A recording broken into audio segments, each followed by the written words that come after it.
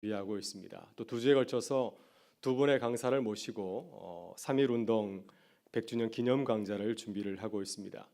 이번 주일 저녁 예배 강좌는 첫 번째 시간인데요.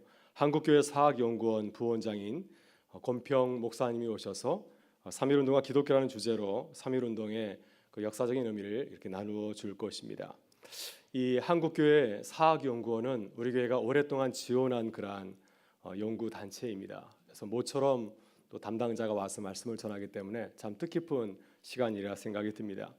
그리고 다음 주일에는 느헤미야 성서연구원 배덕만 목사님이 오셔서 성서 위의 조선을 꿈꾼 사람들이라는 주제로 말씀을 전할 예정입니다. 배덕만 목사님은 제가 미국에서 공부할 때 함께 공부했던 목사님이시고 또 미국 교회사로 박사학위를 받으신 목사님이십니다. 그래서 오늘의 그리스도인들이 어떻게 이 땅을 살아가야 되는가 하는 주제를 가지고서 귀한 말씀을 나눠주리라 기대가 됩니다. 우리는 3.1운동 100주년을 맞이해서 어떻습니까? 자유롭게 예배를 준비하고 있고 또 기념 강좌를 준비를 하고 있습니다. 또 주일 예배 3.1운동 100주년 기념 예배를 제가 준비하면서 독립선언문을 여러 교우들의 그 고백을 영상으로 담아서 이렇게 준비를 하고 있는데요. 전혀 위협이 없었습니다. 네. 100년 전에는 3.1운동 민족대표 33인이 자신의 이름을 쓸 때 죽음을 각오하고 쓰지 않았습니까? 네, 올해는 그러한 위험은 없었습니다. 그래서 아주 자유롭게 예배를 준비하였는데 100년 전만 하더라도 굉장히 어려운 가운데서 3.1운동을 준비한 것을 보게 됩니다. 3.1운동 33명 민족대표 가운데 마지막으로 이름을 올린 감리교회 신석구 목사님은 3.1운동에 참여하면서 신앙의 양심에 비추어서 비장한 각오를 가지고서 자신의 뜻을 이렇게 밝히고 있습니다. 새벽마다 하나님 앞에 이 일을 위하여 신명을 구할 때 2월 27일 이 날짜는 1919년 2월 27일입니다. 그러니까 3.1운동을 앞두고 며칠 전이죠. 2월 27일 새벽에 이런 음성을 들었다. 4,000년 전하여 내려오던 강토를 내 대에 와서 잃어버린 것이 죄인데 찾을 기에 찾아보려고 힘쓰지 아니하면 더욱 죄가 아니냐. 이 시각에 곧 뜻을 결정하였다. 나도 이른 줄 안다.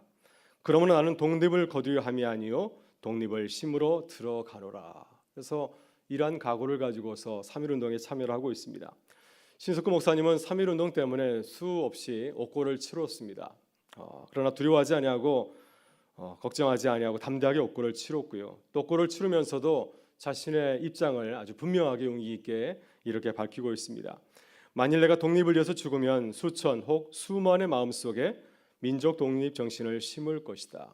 일편단심 원하는 것이 있다고 한다면 주를 위해 미친 듯이 사는 것뿐이라 하면서 자신의 신앙을 이렇게 밝히고 있습니다. 이렇게 죽음을 두려워하지 아니하고 3.1운동에 참여할 수 있었던 것은 그가 그리스도인으로서 부활 신앙을 가지고 있었기 때문이었습니다. 내가 죽더라도 내 민족이 다시 살아나고 또 내가 주 안에 다시 살아날 것을 굳게 믿고 있었기 때문이었습니다. 이러한 믿음이 그리스도인으로서 죽음 앞에서 적극적으로 또 나라와 민족을 위해서 헌신하게 만들었습니다. 바로 이것이 살아있는 부활 신앙이 아닐까 하는 생각이 듭니다. 부활 신앙을 우리가 갖고 있을 때 이처럼 담대하게 용기에 이 땅을 살아갈 수 있으리라 믿습니다. 오늘 본문 31절에서도 바울 사도도 놀라운 고백을 하고 있습니다. 31절에서 바울 사도는 이렇게 고백합니다. 형제들아 내가 그리스도 예수 우리 주 안에서 너희에 대한 나의 자랑을 두고 단언하노니 나는 날마다 죽노라. 바울은 사도의 직을 수행하면서 복음을 전하는 가정 가운데서 날마다 죽는다고 고백을 하고 있습니다. 메시지 성경에서는 나는 날마다 죽노라 이 말씀을 이렇게 좀 더 현대어로 바꿔서 이렇게 전하고 있습니다. 나는 살면서 하루도 빠짐없이 죽음과 직면합니다. 이 말씀은 바울이 날마다 고난과 순교를 각오하고 살아간다고 하는 것입니다.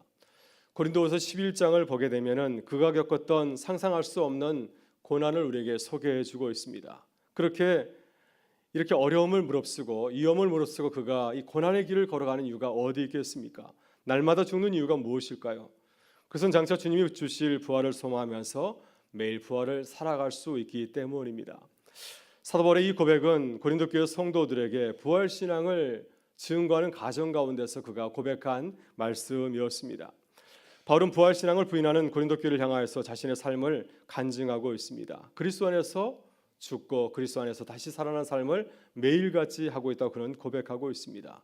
이 부활 신앙이 내 안에 있기 때문에 내가 고되고 힘든 이 사도의 길, 선교의 사역의 길을 걸어갈 수 있다고 그는 고백하고 또한 간증하고 있습니다. 오늘 시간 우리도 부활신앙에서 잠시 나누면서 사도 바울과 같이 부활의 신앙을 다시 한번 회복하고 또 우리도 살아있는 부활신앙을 가지고서 걸어가는 주님의 백성들이 될 수 있기를 주의 이름으로 축원합니다. 여러분, 오늘 사도 바울은 부활신앙을 부인하는 고린도 교회 성도를 향하여서 우리가 부활신앙을 가지고 살아가야 되는 이유 세 가지를 이렇게 밝히고 있습니다. 먼저 우리가 받는 세례는 기독교 부활신앙을 증거하고 있기 때문에 그렇습니다. 29절을 보게 되면 고린도 교회 성도들이 죽은 자를 위해서 세례를 베풀었다고 이렇게 증거하고 있습니다. 우리 29절의 말씀을 같이 한번 보도록 하겠습니다. 만일 죽은 자들이 도무지 다시 살아나지 못하면 죽은 자들을 위하여 세례를 받는 자들이 무엇을 하겠느냐? 어찌하여 그들을 위하여 세례를 받느냐? 아멘. 29절 내용을 보게 되면 바울은 죽은 자들을 위한 세례에 대해서 말씀하고 있습니다. 죽은 자들을 위해서 세례를 베푼 이 이야기는 오늘 본문에서만 나오는 이야기입니다. 만약 바울이 본문에서 이 내용을 밝히지 않았다고 한다면 초대교회 가운데서 죽은 자를 위해서 세례를 베푼 그 사례는 우리가 알지 못하였을 것입니다. 그래서 이 내용은 무엇입니까? 고린도교 성도들이 죽은 자들을 위해서, 죽은 자들을 생각해서, 예수를 알지 못하고 죽은 자들을 위해서 이렇게 세례를 베풀었다고 하는 것입니다. 왜 그들이 죽은 자들을 위해서 세례를 받았을까요? 그것은 먼저 죽은 자들과 장차 미래에 어느 날에 다시 만날 것을 기대하고 또한 믿었기 때문이 아니겠습니까? 이러한 기대나 믿음이 없었다고 한다면 그들은 죽은 자들을 위해서 세례를 베풀지 않았을 것입니다. 고린도교회 이러한 세례 전통은 무엇을 증거하고 있습니까? 죽은 자들을 위해서 세례를 받았다고 하는 것은 그들이 부활을 기대하고 있었고 부활을 소망하고 있었다고 하는 증거를 우리에게 잘 보여주고 있습니다.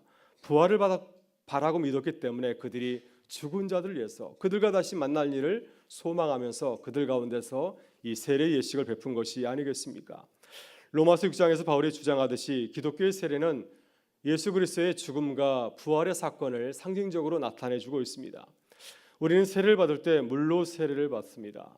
그러나 우리 장로 예배 가운데 세례식은 굉장히 간소화되어 있어서 이 세례식이 가지고 있는 상징을 있는 그대로 잘 보여주질 못하고 있습니다.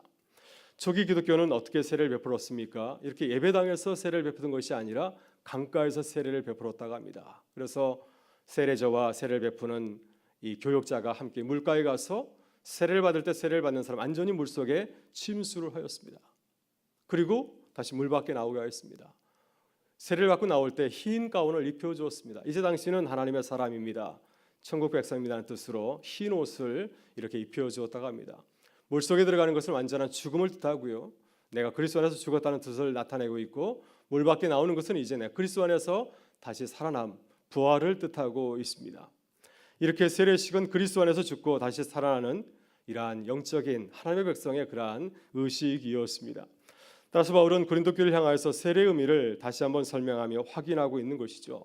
만약 너희들이 죽은 자를 위해서 세례를 받거나 베풀었다고 한다면 그것은 부활을 믿고 있는 것이 아니냐고 하는 것입니다.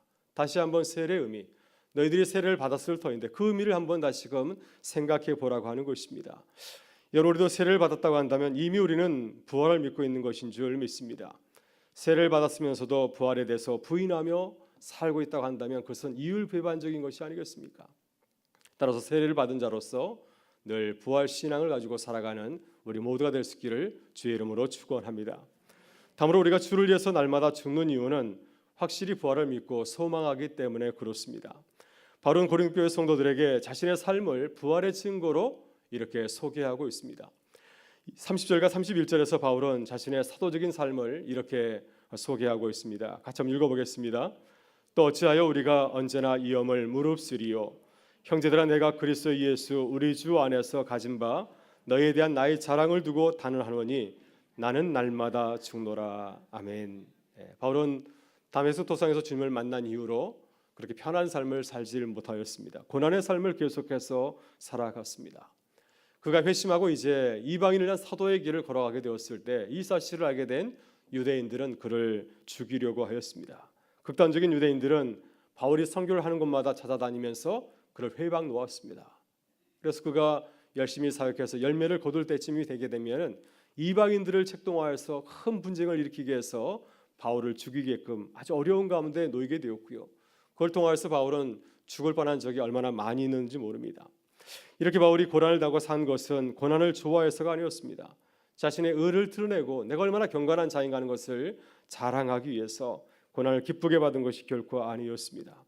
에베소 그가 예루살렘에서 당할 고난과 핍박을 예언했음에도 불구하고 예루살렘으로 계속해서 죽음을 바라보면서도 그곳을 향해서 걸어갔던 것은 고난을 좋아하는 체질이어서가 아니었습니다. 왜 그가 고난을 감수하면서도 계속해서 선교의 길, 사도의 길을 걸어갔을까요? 그것은 부활을 믿고 부활신앙을 의지하였기 때문이었습니다. 그래서 그는 이렇게 고백하고 있습니다. 나는 날마다 죽노라. 장차 그리스도 안에서 부활을 믿기 때문에 나는 매일같이 그리스도 안에서 죽는 것을 두려워하지 않는다고 하는 것입니다. 왜냐하면 죽음이 끝이 아니라 그 뒤에 영광스러운 그리스도의 부활처럼 부활이 내 앞에 기다리고 있음을 나는 죽음을 두려워하지 않는다고 그런 고백을 하였습니다. 32절에서 바울은 자신의 또 다른 이야기를 간증하면서 그의 흔들리지 않는 부활신앙을 이렇게 고백하고 있습니다. 우리 32절의 말씀도 같이 한번 보겠습니다. 내가 사람의 방법으로 에베소에서 맹수와 더불어 싸웠다면 내게 무슨 유익이 있으리요? 죽은 자가 다시 살아나지 못한다면 내가 죽을 터이니 먹고 마시자 하리라. 아멘. 네, 이 말씀에서 바울은 원형 경기장에서 내가 맹수와 더불어 싸웠다고 고백을 하고 있습니다. 그런데 고린도후서 11장을 보게 되면 바울이 고린도 교회 성도들 향하여서 자신이 당한 고난, 이 사도의 증표로서의 고난의 여러 가지를 제시하고 있는데 거기 보게 되면 여러 가지 그가 당했던 고난이 쭉 나오고 있습니다. 그런데 그 가운데 맹수와 싸운 이야기는 나오질 않고 있습니다. 그래서 성서학자들은 이것이 실제로 바울이 경험한 상황이 아니라 이것은 비유적인 표현이라고 말들을 하고 있습니다. 다시 말해서 바울이 에베소에서 맹수와 같은 자들과 자신의 그 적대자들과 아주 치열한 영적인 전투를 벌였다고 하는 것입니다. 사도행전 19장을 보게 되면 바울이 에베소에서 겪은 일을 소개하고 있습니다. 바울이 그곳에서 놀라운 사역을 베풀게 되었습니다. 병자가 일어나고 복음이 아주 힘있게 전거되어 되었는데요.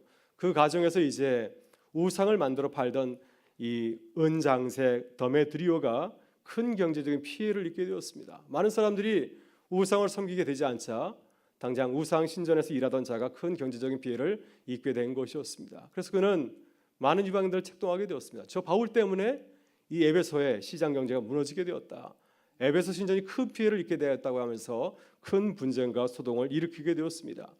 그래서 이 일로 자칫하면은 성남 폭도위에서 바울은 죽임을 당할 뻔한 그런 위기를 맞이한 적이 있었습니다. 바울은 이 사건을 상기하면서 고린도 교회 성도들에게 말하고 있습니다. 왜 바울이 이 무모하고 위험한 일을 감수하면서도 복음을 전하고 선교를 하였을까요? 유익을 얻으려고 한 것이었습니까? 그것은 절대로 아니었습니다. 그에게 유익이 있어서 그가 복음의 사역을 감당한 것은 결코 아니었습니다. 바울은 장차 부활이 없다고 한다면 절대로 이 일을 하지 않았을 것이라고 그는 솔직하게 고백을 하고 있습니다. 만일 부활이 없었다고 한다면, 만일 바울이 부활을 믿지 않았다고 한다면 어떠한 좌우명을 가지고서 그가 살아갔을까요? 나는 날마다 죽노라. 이 좌우명을 붙들고 살았을까요? 아마 이 좌우명을 버리고 오늘 본문에 나와 있는 것처럼 32절 말씀과 같이 이 말씀을 붙들고 살아갔을 것입니다. 내가 내일 죽을 터이니 먹고 마시고 즐기자. 아마 이러한 세상적인 좌우명을 가지고서 살아가지 않았겠습니까? 내일이 없는데 내가 오늘 희생할 필요가 어디 있겠습니까? 만약 그가 부활을 믿지 않았다고 한다면 내일 죽을 터이니 먹고 마시자, 이러한 좌우명을 가지고서 살아갔을 것이라고 하는 것입니다. 여러분, 이 말씀은 이사 22장 13절에서 예루살렘 주민들이 아수르가 쳐들어왔을 때 자포자기하면서 한 말이었습니다. 이제 우리는 아수르에서 죽임을 당할 터니 마지막으로 먹고 마시고 즐기자고 하는 것입니다. 바울도 부활이 없었다고 한다면 이렇게 기분대로 감정대로 살았을 것이라고 고백하고 있습니다. 그러나 부활을 믿기 때문에 난 이러한 세상적인 좌우명을 가지고 살아가지 아니하고 나는 날마다 죽노라. 그리스도를 위해서 나의 모든 것을 아낌없이 바친다고 그는 고백을 하고 있습니다. 여러분, 우리는 어떠한 좌우명을 가지고서 살아가고 있습니까? 나는 날마다 죽노라, 이 좌우명을 붙들고 살아가고 있습니까? 아니면 먹고 마시고 즐기자, 이러한 세상적인 좌우명을 가지고서 살아가고 있습니까? 우리가 정말로 부활을 믿고 기대한다면 우리는 주를 위해서 날마다 죽어야 되는 줄 믿습니다. 부활의 때를 바라보면서 나의 구주 그리스도를 위해서 기쁘게 살아갈 수 있을 줄 믿습니다. 바울처럼 부활 신앙을 가지고서 날마다 죽는 그것을 기쁨으로 여기는 주님의 백성들 되실 수 있기를 주의 이름으로 축원합니다.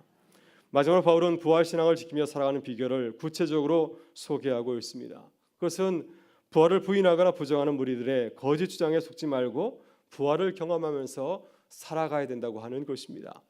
본문 33절과 34절에서 바울은 이렇게 우리에게 당부하고 있습니다. 같이 한번 읽어보겠습니다. 속지 말라. 악한 동무들은 선한 행실을 더럽히나니 깨어 의를 행하고 죄를 짓지 말라. 하나님을 알지 못하는 자가 있기로 내가 너희를 부끄럽게 하기 위하여 말하노라. 아멘. 네, 우리가 부활신앙을 잘 지키며 살아가기 위해서는 좋은 신앙의 동무들을 많이 만들어야 됩니다. 오늘 본문에서 바울은 우리에게 악한 동무를 경고하고 있습니다. 악한 동무는 어떠한 동무입니까? 부활의 관점에서 보게 되면은 부활을 믿지 못하는 자들입니다. 부활을 부인하는 자들이 바로 악한 동무들이 아니겠습니까? 장차 있을 그리스도의 강림과 부활에 대한 복음을 확실하게 증거하는 것이 아니라 나는 날마다 죽노라 이런 자문을 가지고서 살아가는 것이 아니라 내일은 없으니 먹고 마시고 즐기자 이러한 주장을 하는 사람들이 바로 영적인 눈으로 볼 때에는 악한 동무들이라고 하는 것입니다. 여러분, 우리는 친구를 사귈 때 신앙의 관점에서 친구를 사귀어야 될 줄 믿습니다. 이 사람이 내게 신앙적으로 도움이 되는지를 한번 돌아보아야 됩니다. 사람은 참 좋은데 만나기만 하면 부정적인 말하고 또 사람을 비판하고 비난한다고 한다면 다시 생각해 봐야 됩니다. 내 신앙을 높여주고 나를 성숙하게 만들어주는 사람이 주께서 내게 보내주신 좋은 믿음의 친구가 아니겠습니까? 이런 분들하고는 계속해서 좋은 신분을 쌓고 또 신앙의 교제를 하는 것이 매우 유익하죠. 또한 우리 자신도 우리 주변에 있는 사람들에게 좋은 친구가 되어야 될 줄 믿습니다. 부활의 기쁨을 전해주고 힘들고 어려운 일을 만난 교도를 향하여서는 격려의 말을 하고 칭찬하고 축복해주는 사람, 이것이 우리가 좋은 동무가 되는 것이 아니겠습니까? 여러분, 그래서 우리가 서로에게 부활의 신앙을 보여주는 좋은 동무들이 되실 수 있기를 주의 이름으로 축원합니다. 나아가서 우리는 영적으로 무엇이 진리고 아닌지를 구분할 수 있도록 깨어 있어야 됩니다. 특별히 우리는 하나님에 대해서 더욱 알아가야 됩니다.